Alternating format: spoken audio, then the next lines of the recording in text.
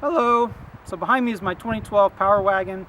I recently upgraded the head unit in the vehicle, so I thought today I would talk a little bit about my decision process and also the requirements that I have with respect to upgrading an older vehicle or even a base model vehicle that doesn't have all the modern conveniences that you may expect. So this is the Chrysler RES head unit. This is a pretty standard unit across multiple Chrysler vehicles, including Ram, Jeep, and other Chrysler cars as well. It does have a CD player, but really the key feature here is it does allow you to make calls through the head unit and also through the button on the steering wheel. So it does connect to your phone through Bluetooth, and that was a key feature that I did want to maintain. So let me talk about the requirements that I had, again, for an off-road vehicle. So the first one was the one I just mentioned, which is having the ability to make or take phone calls without touching your phone. You don't want to be looking at your phone while you're trying to drive. It's a real safety issue in my opinion. So maintaining that ability and also having a button on the steering wheel to make phone calls, I think is a really key benefit. So the next requirement is a backup camera. So as you can see, this is a really long vehicle. It's going to be taken off-road. It has a really dark tint on the rear window. So I really did need a backup camera as a safety precaution. To me, that was just a necessity. Now the next requirement I had was I wanted a front camera. I've never had a front camera on an off-road vehicle before, but I think it's a really cool benefit. I think that you should be able to see in front of your bumper. And again, the front visibility out of this truck isn't great. It has a really long hood. So next requirement has to do with navigation. So first of all, I wanted a street navigation system. I didn't want one that interfaces with the cellular network in the event that I'm out somewhere without cell phone coverage. So GPS system and a system that allows you to download maps ahead of time or has maps included. Now the next requirement also has to do with navigation, but this is specific to off-road navigation. So when you're off-road, in my opinion, you really want the topographical maps, which you're not going to get with a street map navigation system. So again, I wanted to have the ability to connect to GPS, not to be based on cell service, and also wanted the ability, again, to download maps ahead of time before I go on a trip. Now the third feature I want in an off-road navigation system is a tracking capability. Some apps call this a breadcrumb capability, but essentially it tracks your motions when you're going off-road, so that even if your maps are wrong or out of date, you can follow your track and get back out without getting lost. I think that's a really key feature. Okay, so the next requirements really had to do with the head unit itself. So the first thing I wanted to do is I wanted to maintain a stock look. It's great to have a really fancy head unit with the big brand name printed on it, but really the nicer it looks, the more of a red flag it is or a target for thieves. So I didn't really want that. I wanted to maintain a stock look if at all possible. The next requirement I had is, again, with respect to the head unit itself, is buttons. So I know the industry is going more toward a sleek look where everything is touchscreen, but in my opinion, the more time you're spending navigating through menus on a touchscreen, the less time you have your eyes on the road or the trail. So I really think that buttons on a head unit is a really key benefit. At least you want buttons that take you to the primary menus or the primary features that you use the most. So the final requirement was the fact that I didn't really want to cut the dash if I didn't have to. So I saw some really nice double den aftermarket head units, but all those would require me to cut the dash.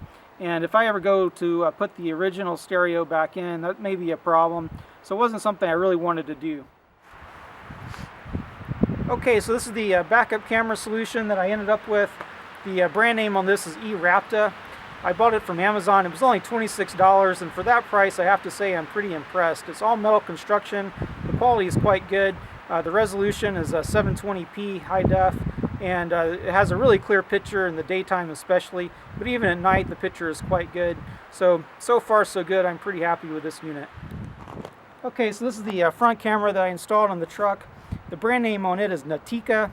I also bought this off of Amazon. It was only $42, and it's also all metal construction and pretty good quality. So I did get pretty lucky in that the grill angle here is just perfect for getting a nice good view and right in front of my bumper without actually getting the bumper itself in the way. So I'm pretty happy with this. The resolution isn't quite as good as it is on the backup camera. I believe it's 600 versus 720p on the rear view camera.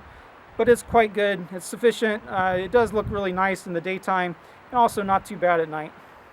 Okay, so we're in the Power Wagon, and what you're looking at here, this is my new head unit. It's an all-in-one solution for sort of combining all the requirements that I mentioned before into one unit. So what this is, it's an Android-based system with a specialized GUI meant for automotive use. So you see these really big icons, but if you slide over, you can see you just have essentially Android applications installed on it as well. So this is sold under the brand name of Xtrons, Xtrons. I've seen it under various brand names. It's basically a Chinese manufactured device. And I bought it off of Amazon for $308. Now the installation was pretty much an exact fit. I didn't have to make any modifications. I just pulled the old stereo out. This one went back in. But I will mention there were no install instructions or anything like that. And some of the labels on the cables weren't really clear. Or wasn't really intuitive or obvious what they were, so there was a little bit of some trial and error going on there, but overall I think it was reasonably easy to install. Now I should mention it does work with the Ram 2500, and it does interface with the CANBUS on this vehicle, and I mention that because neither Xtrons nor Amazon mention that on their website. Okay, so some of the key features. So we have a DVD player. This is just a standard DVD, it doesn't play Blu-rays. It has an external GPS and Wi-Fi antennas. I have them installed under the dash, so you can't see them. We have two micro SD card slots behind these little panels here. It's quite fast and responsive. You can, move through the screens quite quickly. Apps run really quickly. The 8-core processor does quite nice with this unit. Now it does take about 30 seconds to boot up if you power it completely off. But the cameras do work immediately when you power on, so you don't have to wait for the boot process in order to get your backup camera to work, for example. And you can also choose different settings for how it turns off. For example, you can just put it down, put it into sleep mode instead of turning it off completely. Okay, so let's talk about some of the requirements I mentioned before. So the first one was I wanted to maintain my hands-free phone connection. So here we have this phone app. Now it does interface with my phone through Bluetooth. I have all my contacts. There's a log, call log of incoming and outgoing calls. And there's also a voice recognition button on my steering wheel that operated with the old head unit. The old head unit had voice recognition. This one actually does not, but if I push the button, the voice recognition button on the steering wheel, it'll bring up the Google Assistant. So you can see here, I don't have it connected to a network now. I'm out in my shop. So it's going to give me an error message, but you can see that pretty quickly it does launch the Google Assistant. Okay, so the next requirement that I mentioned was backup camera. So here we are, backup camera. The quality of the picture is quite nice. Now this does connect to CANBUS. If you turn the steering wheel slightly, you can see guidelines pop up, and it will.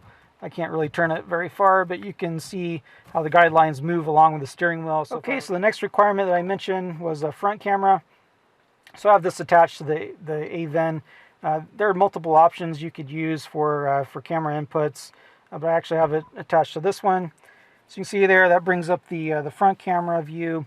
And again, I think the resolution and the picture quality is quite nice. You can see a child's bicycle right in front of the bumper there of the truck.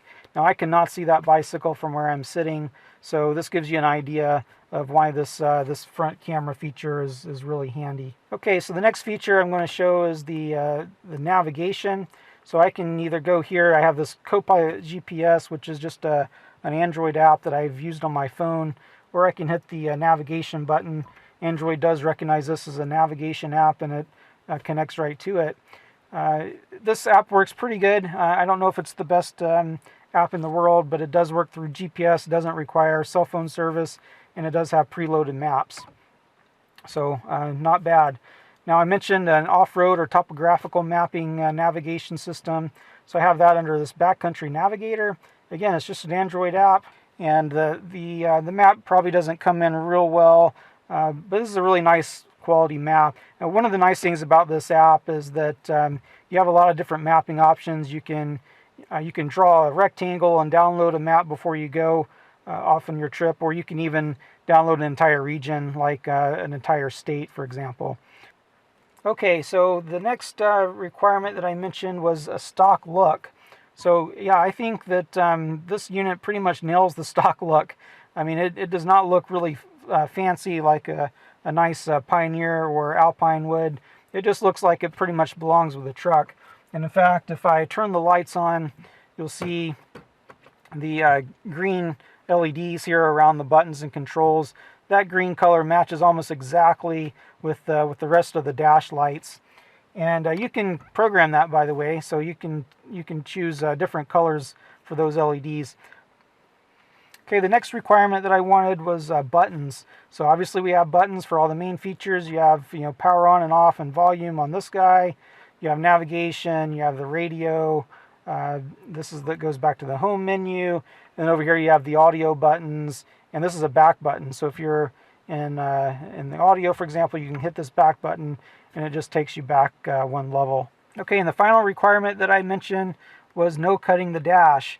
And indeed, I did not have to cut the dash like I mentioned before. It was pretty much a plug and play. Pulled the old stereo out, put this one in, and it fit right in the same holes and the same screw slots. So yeah, I think we definitely hit all the requirements, and I was able to combine them all into this single head unit.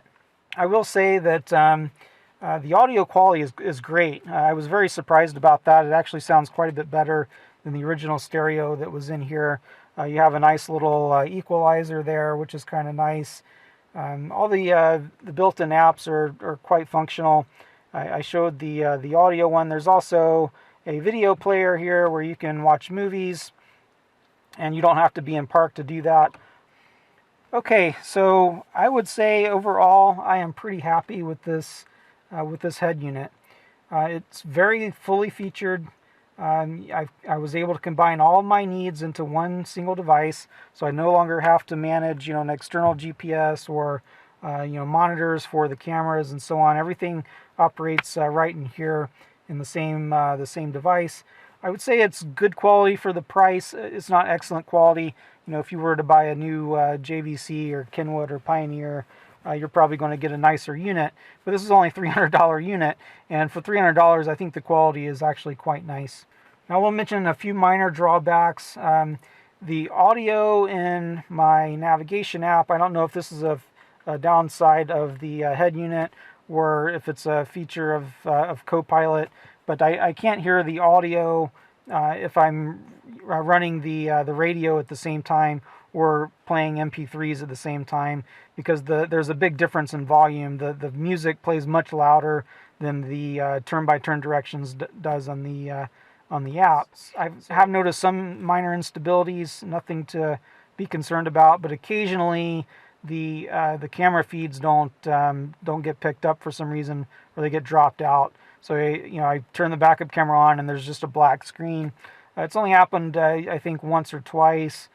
And then I guess the last sort of downside of this unit is actually the screen size. So I mentioned 6.2 inches. That's not bad. Actually, that's pretty good. But this is a really big vehicle, and I'm sitting at an angle from it. And of course, the head unit's facing straight back this way. So it's not really easy to see. It'd be nice to have a bigger screen that angled over. So at any rate, if you're looking to upgrade your vehicle to more modern conveniences, I think this is a pretty darn good option. It allows you to integrate a lot of different things into one unit. It's highly configurable. Again, you can run any Android app. Has a lot of different settings that you can play with. Overall, quality is pretty decent. So I don't really have a lot of negatives to say about it. I'm pretty happy with it so far. So, if you're looking to upgrade your truck or your off-road vehicle, I think, or any vehicle, I think this is a pretty good option. And I hope this was helpful, and thank you for watching.